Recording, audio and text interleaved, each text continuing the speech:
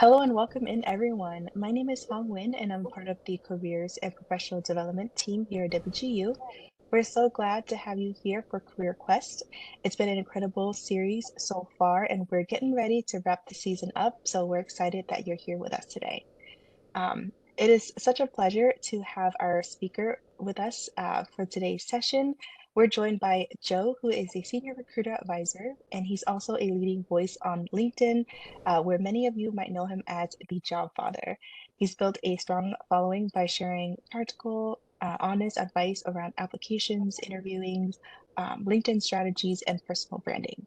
Today, Joe will give us an inside look at what recruiters are seeing on today's job market, how candidates can stand out and position themselves to be more competitive, and what career opportunities are at Fiserv. Joe, thank you so much for being here with us today. Thank you for your time, and I'll go ahead and turn things over to you. Yeah, thank you, Hong, and thank you to everybody that's joining us. It's definitely an honor to be asked to present and share some of my ideas. When you're working and you have your head down, you don't really see yourself as maybe a leader or somebody who is has a lot of knowledge. But over the last coming up on 9, almost 10 years of recruiting, I realize I've really ran the gambit of different roles that I've hired for. And also just seeing the landscape of hiring change so much. It went from back when I started, it was very much an employer-driven market where employee or candidates were vying to get into certain companies, and then it shifted to a candidate market where candidates could be more picky on what they were looking for, what jobs they wanted to accept, and then today. I don't know. It's a crazy market out there, and I just want to acknowledge that for everybody. Whether you're in the job market right now looking for a new job, whether you're just about to graduate from WGU, or anything in between, like it is a hard market out there for candidates and employers too. And so I just want to acknowledge that it's hard. And everything that I'm going to share here today, I tried to keep it somewhat high level to help everybody just get some general ideas of how to navigate their job search. Just because also recruiting and hiring can be very specific to recruiters and to companies. And so the way that I've recruited in some of my past companies is different than I recruit for today, or what I look for, or what values stand out. And so that's also the hard part, but also the fun part is every job and every company is going to be unique. But that's also a great way for you to be able to show your uniqueness and why you would fit into that company compared to somebody else. Because there are a lot of people out there that might have similar skills or experience, but you can also show why you are unique and why you are the better fit from some simple things that we can look at. So I wanted to call this Operation Standout.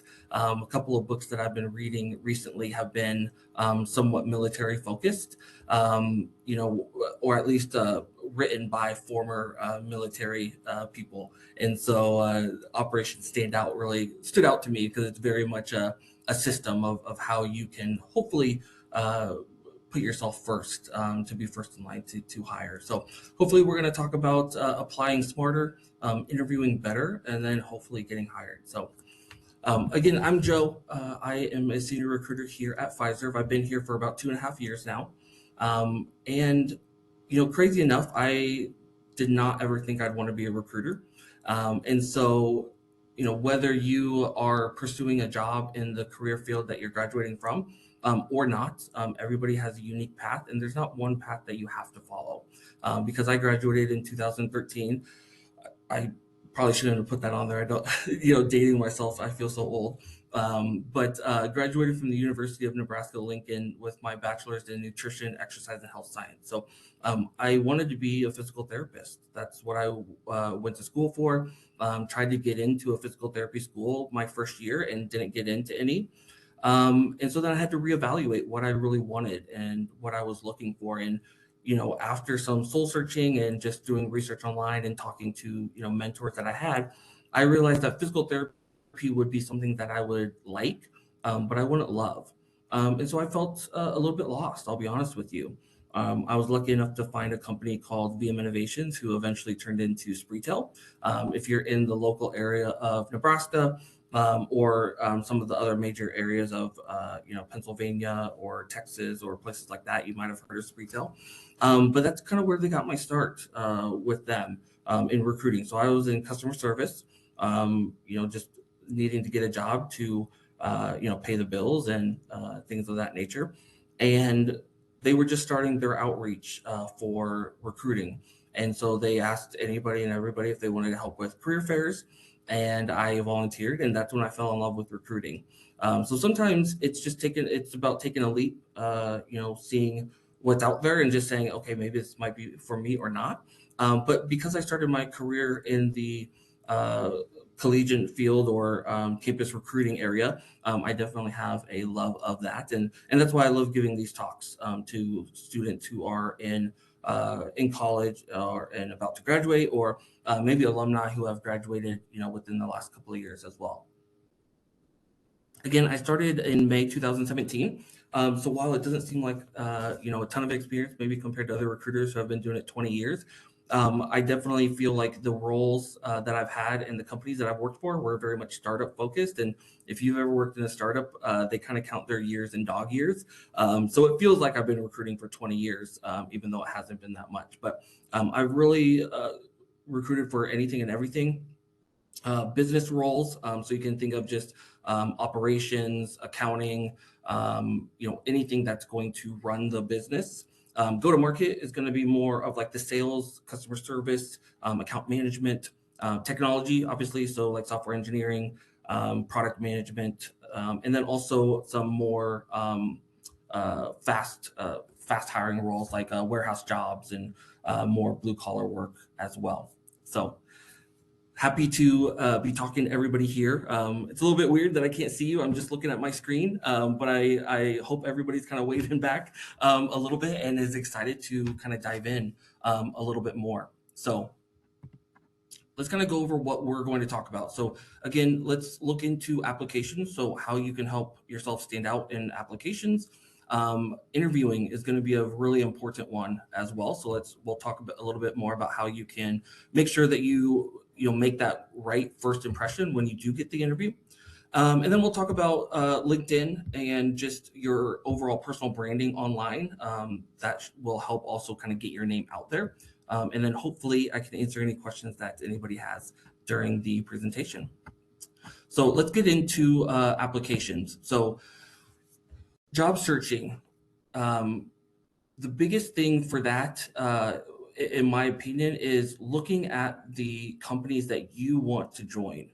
Um, Putting your application out to 100 companies is doing you a disservice, because likely you're not taking as much time to apply. Maybe you're not customizing your resume, and you really want to find that company that you want to join, a company that you align with, and also a job that you align with, and that that you're going to want to do long term. Because also when interviewing and when talking to candidates, we want to know why you're interested in our company, and why you're interested in that specific role. Because we want to know, are you just looking for a job just because?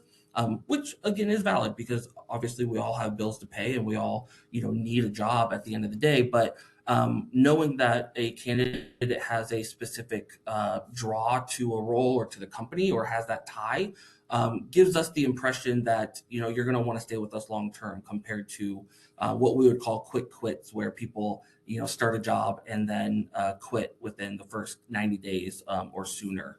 And so we really want to make sure that the candidate is invested in us in the role as much as we are willing to invest in that person as far as training and development and things like that. So a couple of things that you might want to think about when you're thinking about what companies you'd want to join. So startup versus a public company or like a Fortune 500. I've worked in both. And so right now I'm in a pretty large company. We have a little bit less than 40,000 employees worldwide. We operate we do business in over 100 countries.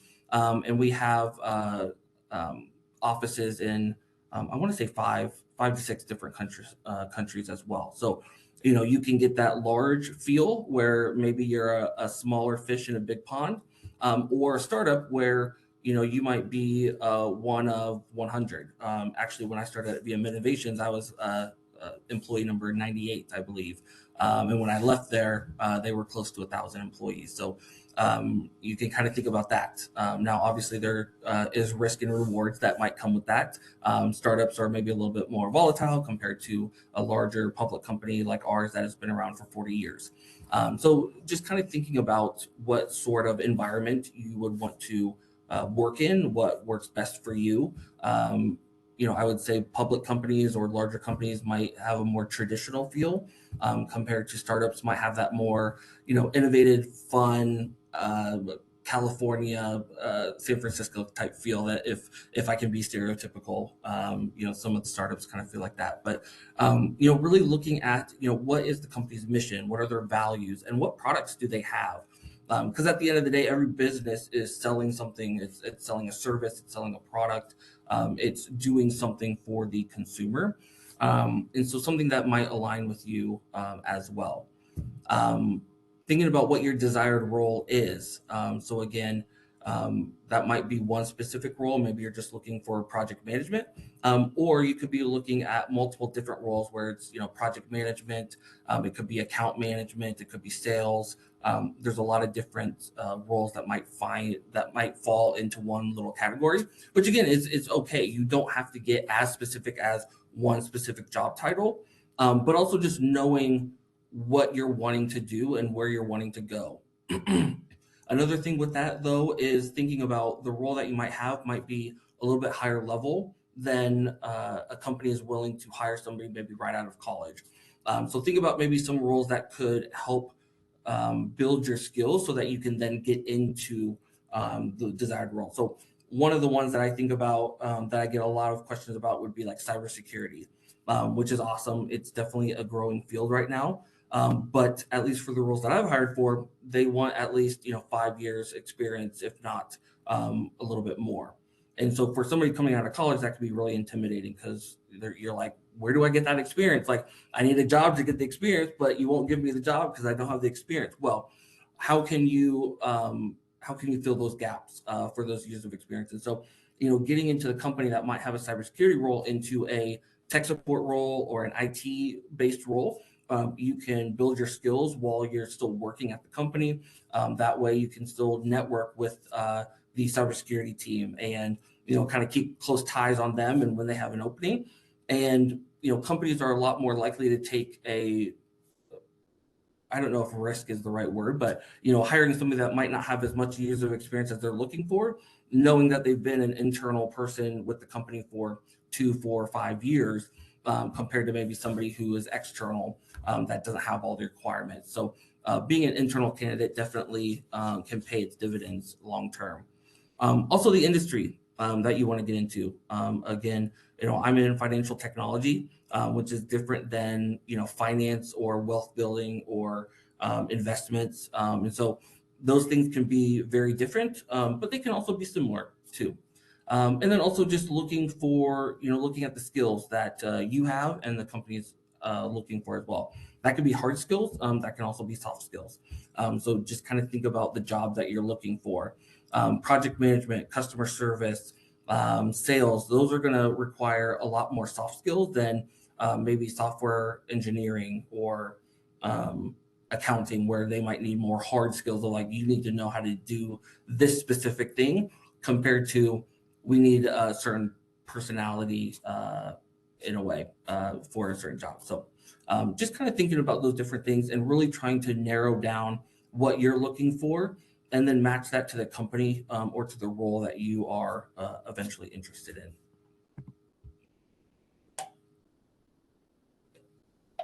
Job searching.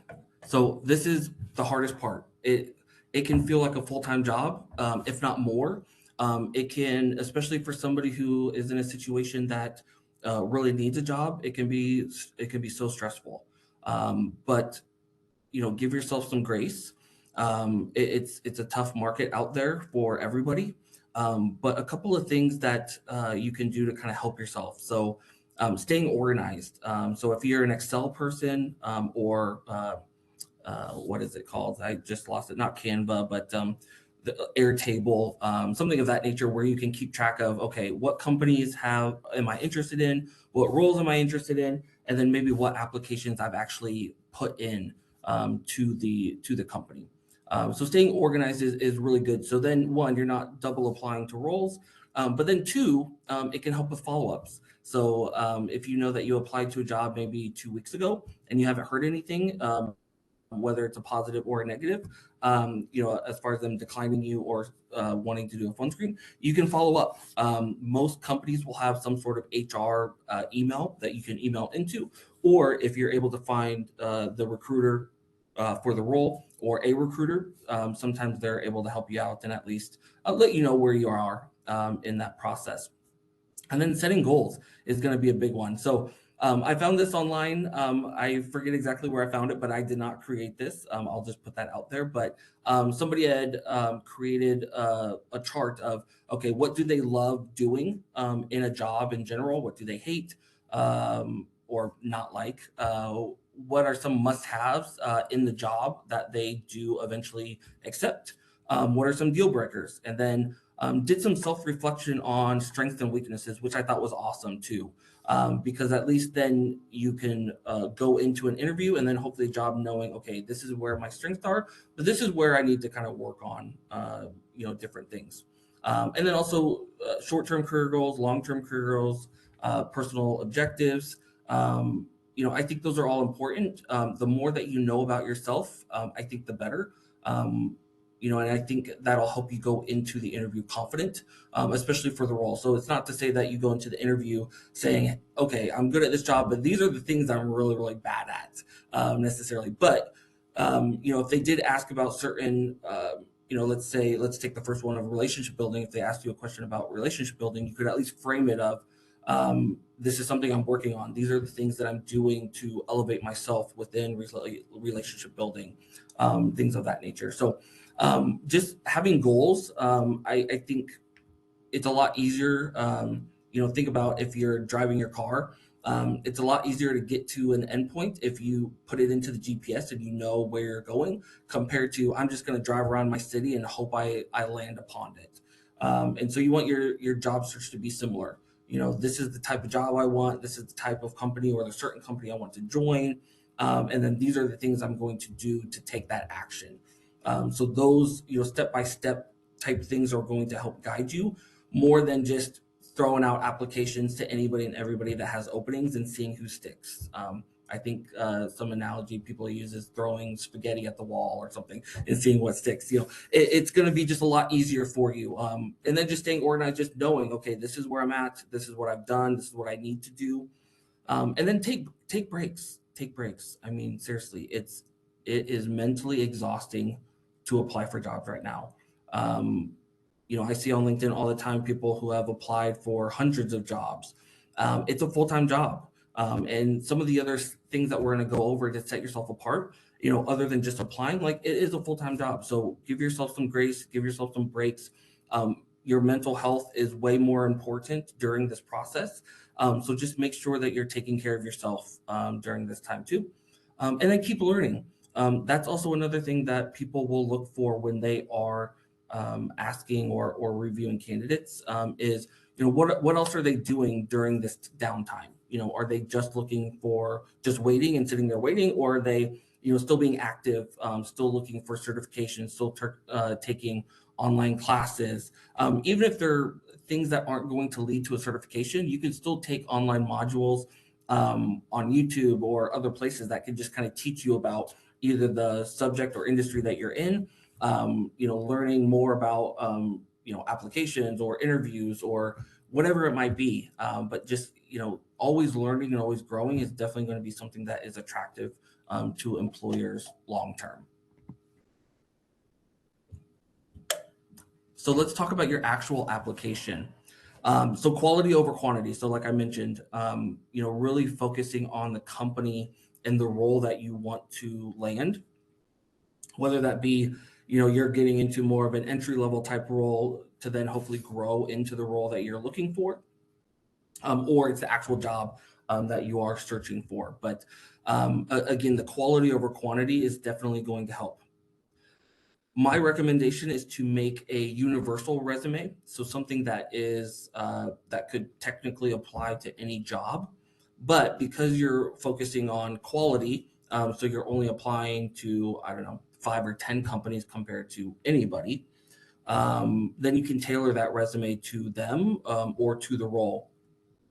So I think about maybe somebody who is, let's say their background is in customer service and they've done some project management and they've done some account management. Well, you can tailor your certain things within your resume to focus on the customer service that, let's say you're applying to a customer service job. Well, you can, tailor your parts about account management or project management to the customer service that you provided, or vice versa. Say you've just been in customer service jobs, but you're graduating with a project management, and you have that certification. Well, you can talk about the project management in your resume that you've had to do within customer service that could lend itself to actual project management work. So easier said than done, I know, but being able to really highlight those different skills within your resume is going to be great. Also, simplicity and being clear and concise is going to be a lot better than listing anything and everything. So this was just a random resume that I found. I don't know if Dennis is a real person or not.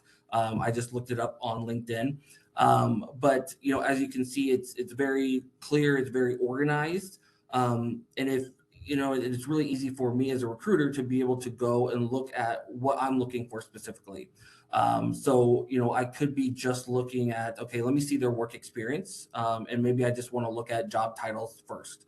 Because maybe I am looking for a software engineer. So it's very much like you have to have the software engineering experience compared to, other things that might kind of work out. So, this random person has them, highlighted very well. They're organized. They're separated well too. So again, it doesn't look messy. It doesn't look overcomplicated. It's clear. It's concise. I can find the information that I want really, really quickly.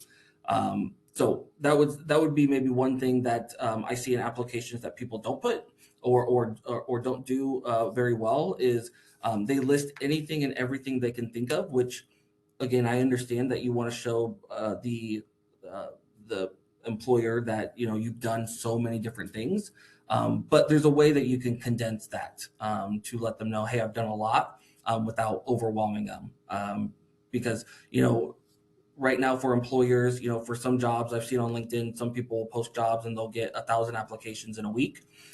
For me, I'll post a job and I'll probably get a couple hundred in a couple of weeks, but that's still pretty overwhelming. To be able to go through resumes and then also do everything else in my job. I have to be pretty quick sometimes with what I'm looking for. And so being able to help guide my eyes to what I want to see or what I'm looking for first is only going to help you. Also, keywords is going to be a big one. So not just putting anything and everything that could relate to you or the job, but again, reviewing the job description, knowing what they're looking for. Are they looking for SQL experience? Are they looking for certain programs that you've used? Make sure that you add those in there, whether that be under like the skills section, whether that be within the job experience that you're putting. Because again, if I need somebody that has 5 years of SQL experience, that's probably what I'm going to scan the resume for first. Is, do I see the word SQL anywhere? Because if I don't, they might not work out. Because also on my end, I can't make assumptions for people that they don't already put. So I can't assume that somebody has a SQL experience if they don't put it on their resume. So you also have to be aware of that we can't make assumptions, because that just wouldn't be fair to other candidates too. So there's rules and regulations around that as well. So putting in different keywords, certain experiences. Again, look at the job description. If they say you need 5 years of X, or we're looking for whatever it might be, that's then a way that you can tailor your resume to make sure that you have that in your resume for the recruiter. One thing that I hear about too a lot, is people being declined by the ATS or the applicant tracking system automatically, whether the company is using AI or whatever it might be. I'm not going to say that that doesn't happen, but in all of the companies I've worked for, and right now Fiserv being the largest, we don't have that. So every resume that gets submitted, I review personally. I don't have, AI, or I don't have like knockouts where people, get automatically declined once they submit their resume. Now, again, I'm not saying that that doesn't happen or that other companies don't have that. I'm just saying for me personally, in the companies I've worked for, that hasn't happened as well. So, but again, just making sure that you're adding as much as you can to your resume to still stay clear and concise is going to be awesome. Another mistake that I see is achievements over responsibilities. So, if let's just pick on the customer service person, they might write on their resume for customer service. I take phone calls from customers. I resolve their issues. I issue refunds. Again, you're just kind of naming the responsibilities of like the job description. And for me, being in recruiting for as long as I have been, if I see somebody that was in customer service, I can already assume, again, I know I'm not supposed to assume, but I can already kind of know what their job was like. I can already kind of assume what they've done. So I don't need you to say those types of things. I want to see what you did. Maybe you helped X amount of customers per day. You were able to reduce returns or refunds by X amount. You helped create an efficiency process that saved, I don't know, X amount of time. Again, think about if you were to meet with your manager on a performance review and they would say, okay, what have you done in this year that you would deserve a promotion or a raise? You wouldn't say, well, I took phone calls and I helped out customers and I made sure everybody was happy. You would say, well, I did X amount of this. I helped this process, those types of things. So think about what you have actually done and what you've actually achieved during that time compared to just what you were told to do on a day-to-day basis, if that makes sense. And then proofread. For me, I kind of go by like the 3-strike rule. If you maybe have a misspelled word here, or maybe something doesn't match here, I'll give some grace. But if I see like 3 or more mistakes, then usually it's the attention to detail and things like that aren't where they need to be. So there's a lot of tools out there that, Grammarly or things like that can help you with your grammar, your punctuation, things like that. Also making sure that everything is in the same tense or the same time. So on this resume, hopefully you can see it where everything that they said ends in ed, like of what they did. So they hired 11 technicians, they drafted troubleshooting guides, compared to saying I hired 11 technicians, I draft troubleshooting guides. What I'm saying, where it's like a present tense and then like a past tense. So just making sure everything kind of matches.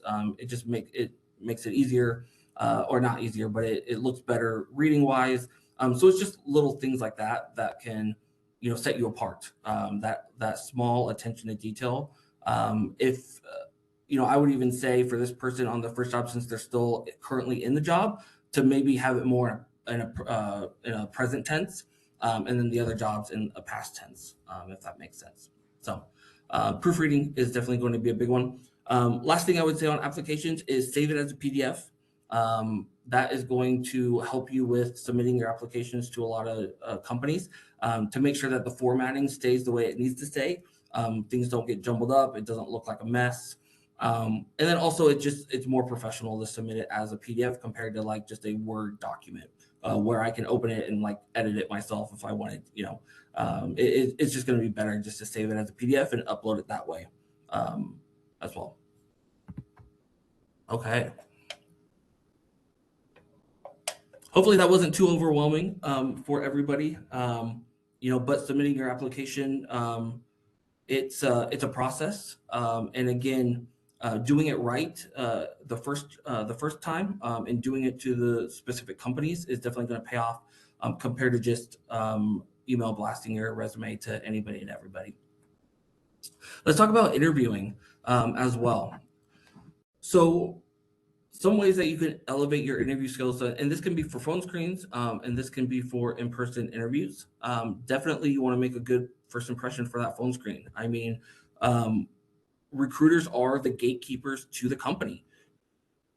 If you don't get past the recruiter as far as the recruiting screen, you're not going to get in, because I will say this: even if you do reach out to a hiring manager and they really love you and they think you have great experience, they're going to send them to me.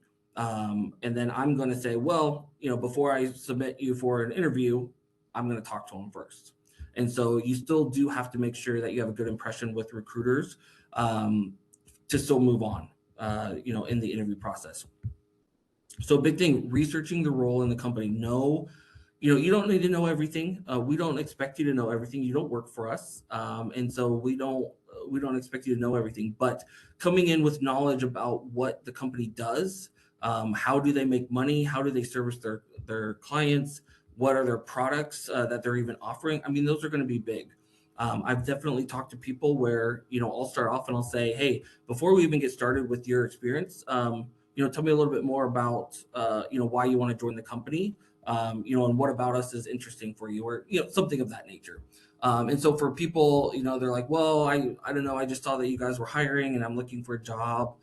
That's not as attractive. It just kind of shows a lack of interest and a lack of ambition for the role compared to a candidate that says, well, I looked at your job, or I looked at your career site and I saw that you guys are really involved in X, Y, and Z. And the product that you just launched is helping clients in this realm. And so it'd be really exciting for me to help out with that, or whatever it might be. That's going to definitely set you apart from, again, people who are just putting out their resume to find a job, compared to people who are really interested in that specific job in that company, as well. So doing a little bit of research will go a long way. I've interviewed myself personally where maybe I've only looked at their website for 10 minutes, but again, you can pick out 2 or 3 things that stand out to you that you can then mention in your interview that really stands out, that you've at least looked at the company, what they do, then about them, that sort of a thing.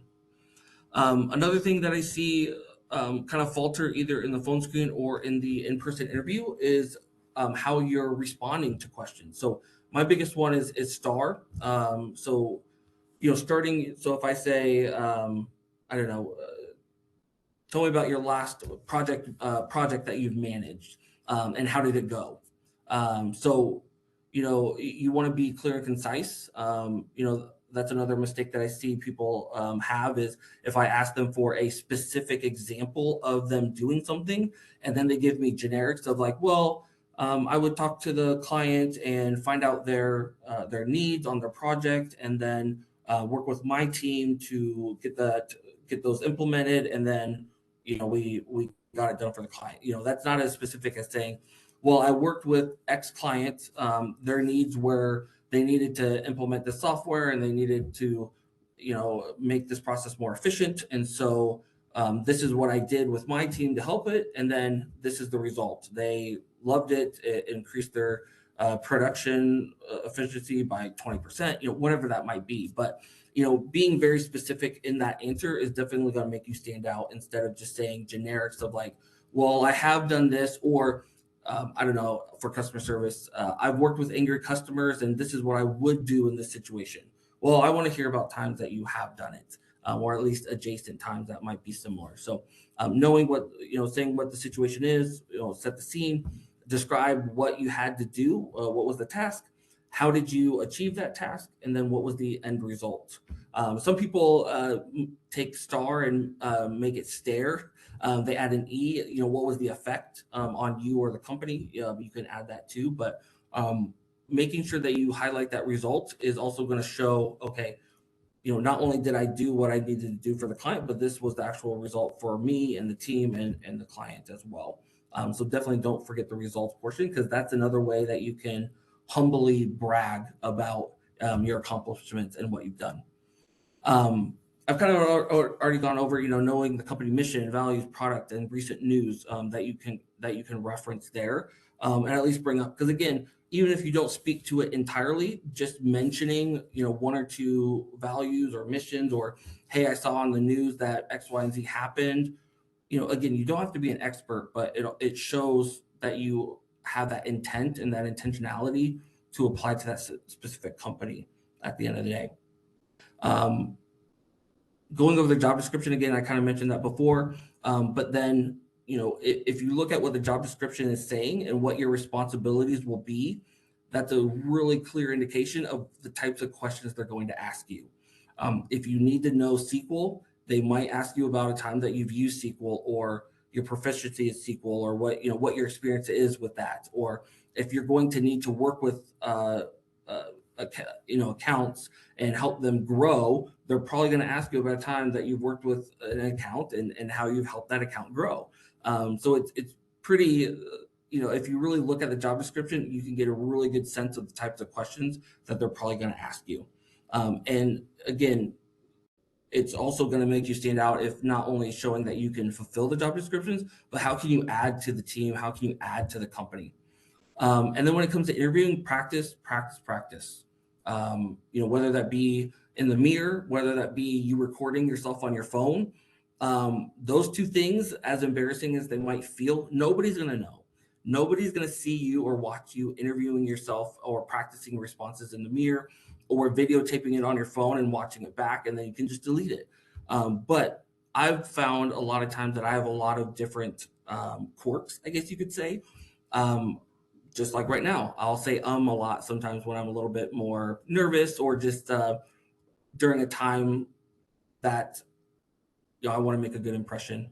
And so again, I'm still saying it now too. So it's just something to be aware of, that some people can hear and might get a little bit, might see that as a negative too. So making sure that you pause, making sure that you really look at what you do. Maybe you constantly shake your leg, or maybe you're always fidgeting with your fingers, or something of that nature, so you can then hopefully present yourself in a way, and at least you're aware of them as well. So making sure that you're engaged and you're making eye contact and you're taking meaningful pauses to really give a good answer. Again, going back to the STAR methodology, if I ask you a question, you don't have to start talking right away. You can either just take a quick 5 seconds to compose your thoughts, or you can even say something to fill the void, to say, that's a really great question. Let me think about that for a second. That's totally fine. Instead of somebody just starting to ramble, they don't really know where to start. They don't know where they're going with the story. And then that STAR method is kind of shot, because you've tried to fill that void of maybe not talking, or the awkward silence, which again is not necessarily awkward for us, because I would rather you take a second to really compose your answer and give me a good, meaningful answer, compared to just starting to ramble because you don't want to have a pause in the conversation. So a couple of things to think about. Again, easier said than done, but also having a peer or a mentor that can do like a mock interview for you, whether you have a significant other, a parent, a sibling, and just say, hey, here are some of the questions that I think I'm going to get asked. Can you ask them to me, and then let me know how I did as far as the answer goes? Like, were you able to follow what I was saying? Did I sound, again, clear and concise? And did I give everything that I'm hoping to give in that response? So practice, practice, practice is huge. Okay, let's talk about a little bit about standing out on LinkedIn as well. So LinkedIn is your personal brand. It's social media. It's been changing a lot about what people post and what people look for on LinkedIn. But at the end of the day, it's a way for people to see who you are and what you're about.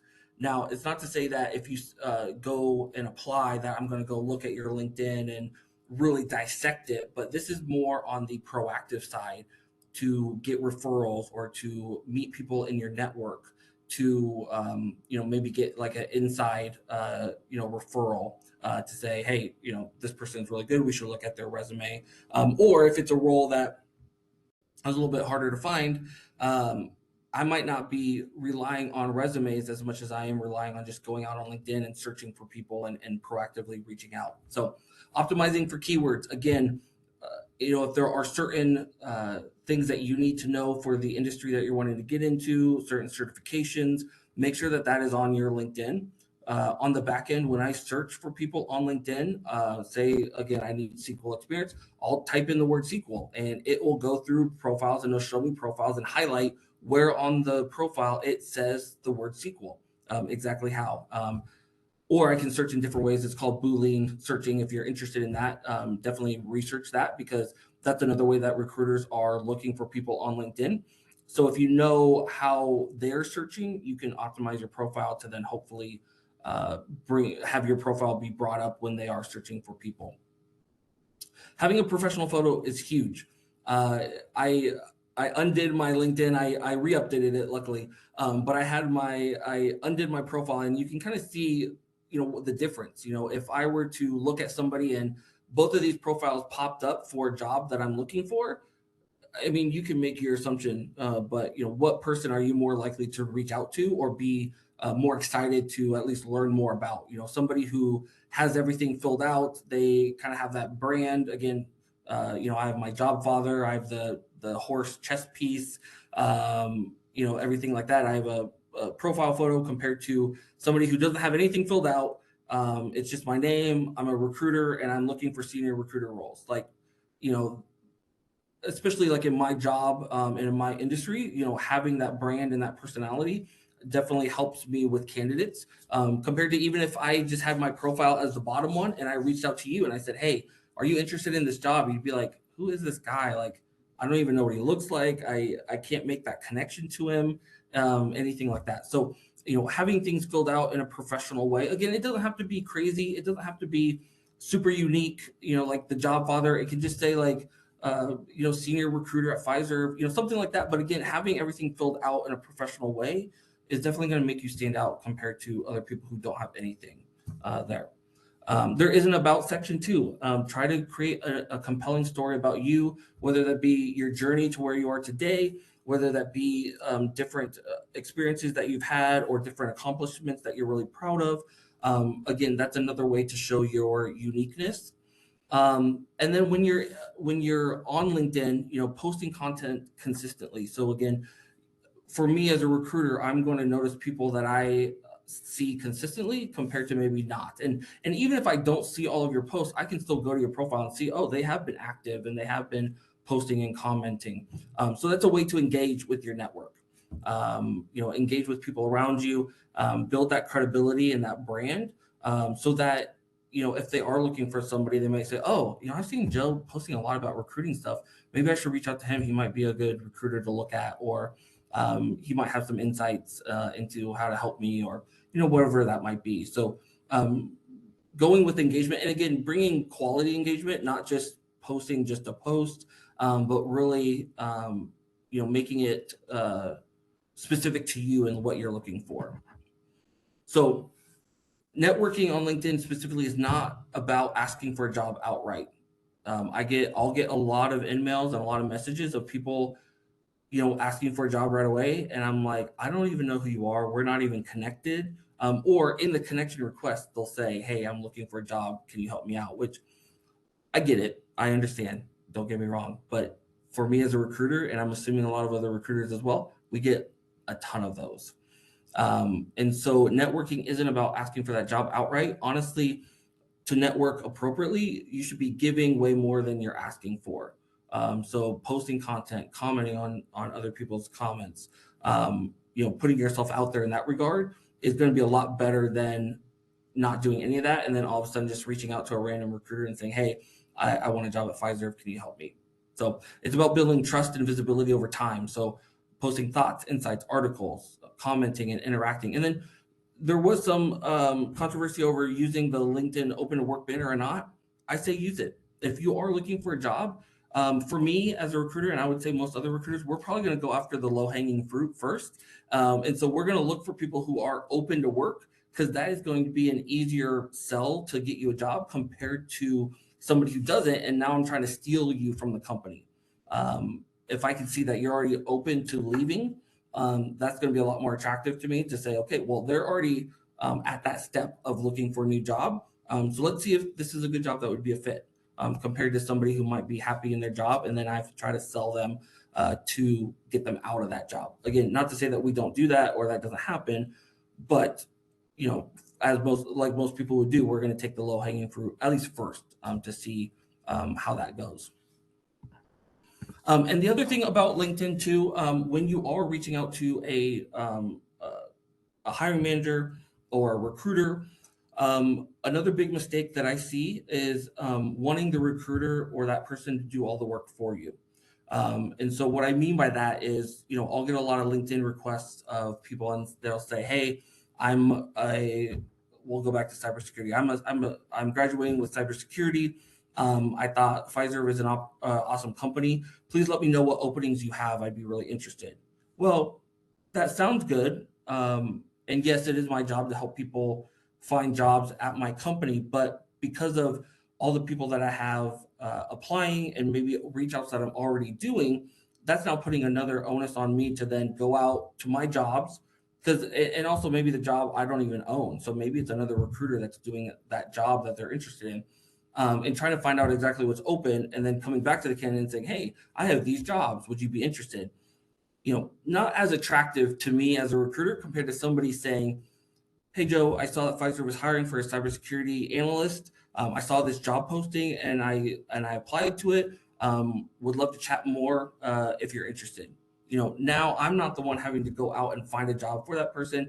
I'm not having to ask them, "Well, what are you interested in?" or "What would be a good fit for you?" Or sending a recruiter "Hey, here's my resume." This one probably my biggest pet peeve is people who reach out and say, "Hey, this is my resume and this is my experience. Let me know what jobs would fit best for me." Sorry, I'm probably not going to do that.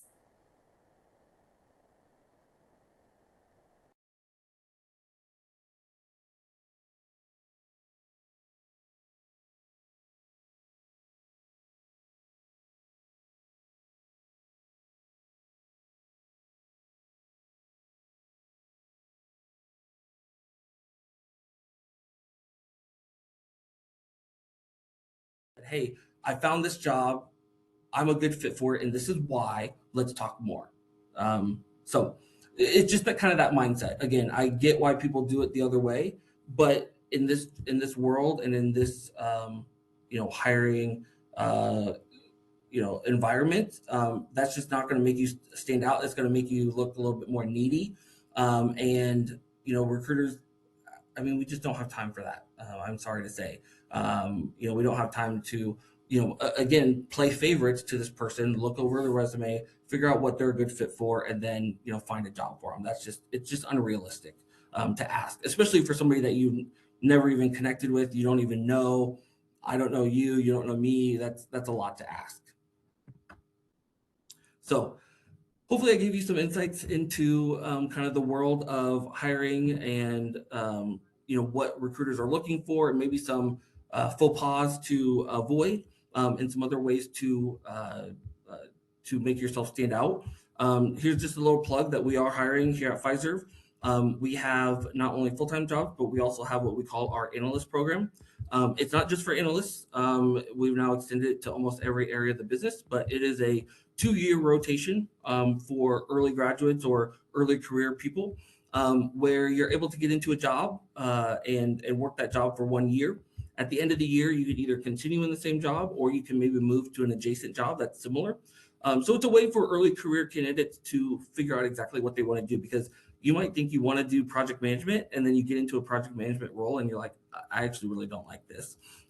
So then you're not stuck in that job, and then you're having to either quit or try to get a promotion. Like, this is a way that, yes, you still have to stay in the job for a year, but then you can, also look to see what you like and what you're good at, and maybe there's another role that you could do in that second year. And then at the end of the second year, you get to choose what job you really liked and which one you enjoyed the most, and work that one then full time. Now, during that analyst program, it's almost a mix between an internship and a full time role. You are full time pay, benefits, all of that. But then you get that additional mentoring that like an internship would have, as far as like help from hiring managers, and a little bit that flexibility to look at other jobs in that regard. So that's always a great option for people coming out of college or out of university. But also we have a lot of full-time jobs as well. And Hung, that's it for me. So, um, yeah, any questions that anybody has? That was very, very insightful. Thank you so much, Joe. We'll go ahead and open it up for questions here. You can drop them in the chat and I'll make sure to read them out here to Joe. Just as a quick reminder, we do ask that you keep the questions relevant to today's topic, just so that everyone can benefit. And if I do miss your question, feel free to redrop that into the chat here. So I think we do have a couple. Let's see. How fluently legitimate is LinkedIn with the influx of scams slash deceptive job advertisements on the rise? I would actually say that goes both ways, because we're also seeing an influx of fake candidates as well. Um, but doing your research on the company is going to be huge. And then also doing research on the person, if they reach out to you about a job, is also going to help. So you can see, like on my resume, you can see that I've joined LinkedIn a while ago. I have a lot of experience there compared to maybe somebody who just joined LinkedIn recently. That's going to be a big tell. And then also just looking at the company as well.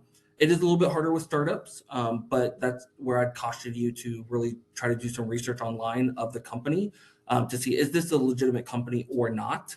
Um, there are also times where people might think there are fake jobs when not, where maybe we have a job posted and we're offering a candidate, and so you apply and then, hey, it gets closed within a week. That's unfortunate, but doesn't necessarily mean it was a fake job. It just means that somebody got in the hiring process quicker than you were able to apply. So it's out there. I'm not going to say that it's not out there, because people are trying to get your information from your application or things like that. So that's just where the research really comes in, whether it's on LinkedIn, Glassdoor, or just online in general, just to see the legitimacy of the company. I also recommend, from the application standpoint too, to be as local as possible. So even if you are looking for a fully remote job, I would say you stand out a little bit more being in the same area of the company, compared to if you live in Lincoln like myself and I'm applying to a job in San Francisco. Again, you're also applying to a much larger pool of people, because if a company is just looking for people in Lincoln, that pool is a lot smaller than if I'm looking for anybody in the US. So that's also going to help your job search prospects of finding that fit, as far as like maybe local or being somewhat relevant to the job. But it's out there. I just say biggest thing is just research. And if there's anything out there that seems a little bit off or fishy, just step away, and pursue something else. That's great. Thank you, Joe. Next one here. What about internal opportunities that don't get posted right away that recruiters might have insight about? They just haven't been posted yet. Okay, so I'm assuming they're mentioning like jobs that we're, because there are sometimes internal jobs that don't get posted, but it's because we already know that we have an internal candidate that we'd be interested in, or we know that we're going to hire an internal candidate for. That would be the preference. So, there might be some jobs that aren't necessarily posted, but if you do reach out to a recruiter about it, you could mention that you'd be interested in that, because then if an internal candidate doesn't work out, then I kind of have a mental folder of people that could work externally. But I wouldn't say that happens too often, to where there's jobs that I know about that aren't posted that could be a fit for somebody externally. But again, reaching out to recruit, that's also where building your personal brand and building that networking on LinkedIn is really going to help, because maybe I don't know about it or I don't have it posted, but if you've already been engaging with me and if I already kind of know a little bit more about you, then it's going to be a lot easier to say, okay, I have a project manager role opening. Bang, I already have 2 or 3 people that I've been networking with that could be a good fit. So um, I feel like I didn't give a great star answer to that question. But there definitely are ones. But I think the notion of recruiters hoarding internal jobs that aren't posted, again, that really hasn't happened to me. I might know of some jobs that might be opening up in a couple of weeks, but it's not to say that I know of jobs that are going to open up in 6 months, that sort of a thing. Awesome. Next one here, are cover letters still valuable? That's going to be a unique one. So for me, I don't read cover letters. I don't necessarily have time to do that. Some people really push it. So I would look at the company. More traditional companies are probably going to like that more than maybe a startup company. But also they are valuable because a lot of times I might not read them, but my hiring managers might want to read them. So if if you want to provide one, it's definitely optional. Again, that's also paying attention to detail of the application process because sometimes they'll ask for a cover letter, and so if you don't submit that, then that doesn't look great. That you're not following exactly what they're looking for at the same time. So they can be valuable. I would say have one ready just in case the application calls for it. Um, and you know what? It's never going to hurt to submit it because worst comes to worst, the person doesn't read it, and no harm, no foul. Compared to they want one and they didn't have one submitted. Thank you, Joe. Next one here. How do I apply for the 2-year analyst program? And I did drop Fiserv's career webpage on there, so everyone's more than welcome to check out the opportunities on there. But could you share just a little bit more about that analyst program? Yeah, so it is posted on our career site. I believe if you just search for analyst, it should pop up there or early career. What was I going to say there? Um, Yeah. Also on our career site and a lot of other career site too, you can or LinkedIn or Indeed, you can set up notifications too. I think that's going to be another big one where if you want job notifications from a certain company or a certain job, definitely set up those notifications so that you are aware when something gets posted. But it should be on our career site, other under early career, I believe. Um, I think right now they just have it separated as business and then software, just to separate that. And then usually once they talk to you, then they kind of figure out exactly what you're looking for, and go from there. Awesome. Next one here. Currently a server at a restaurant, been thinking about how that role is perceived when applying for entry-level IT help desk or support positions. Is it appropriate to frame the position using more functional titles such as customer support and operations specialist if that's more accurately reflected of the transferable skills involved rather than just using the traditional server title? Um, I wouldn't try to make the job out to be something that it isn't. So in my personal preference, I would still say like put server or something that could be relevant, but doing like operational support or customer support is misleading to what the job is and could be a negative for you. So I would still say server, but you can highlight the skills and the things that you've done that would relate to IT support. So, guest relations, again, customer support of providing good service, problem solving, working with potentially upset or escalated customers. You can frame what you've done in that job similarly to IT without framing it as a job that it really isn't. But then for IT support jobs too, if you're applying to them, that's where like the portion of like skills or experience is going to really come into play, where you can put in your any sort of certifications or projects that you've done, especially in IT and things like that. Having personal projects on the side is definitely going to help if you don't have that professional experience. So you can talk about projects that you've done in school or just on your own in your free time. That'll at least show that you have experience in IT, even if you don't have that professional experience. So, long story short, I would just say, you can frame your experiences in ways that would be adjacent to what an IT support role would need, but I wouldn't frame it as a job that it isn't, if that makes sense. Thank you, Joe. And we are at time here. So if you do have questions that you think of later on, you're more than welcome to email us. I'll go ahead and drop in the chat here that survey link along with Joe, your LinkedIn, if you're okay sharing that Of out. course. Perfect. So you are more than welcome to connect with Joe on LinkedIn there. But we'll go ahead and wrap today's session up. Thank you all so much for joining us and for the great engagement.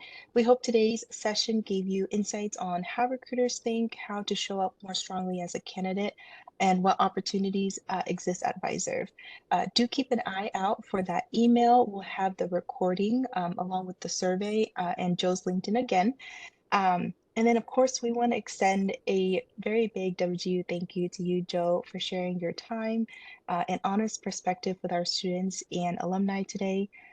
Your advice was just not practical, but incredibly encouraging, especially for those applying or navigating a career change. A message that really stood out is that it's okay to pause, to take a break, and give yourself some grace during this process as well. And I think everything you shared today was so valuable to our community. So thank you so much for your time. Yes. Make sure to check out, yeah, Handshake for upcoming sessions as well. And then wishing everyone a safe rest of your week. Take care. We'll see you at the next one. Thanks, Joe.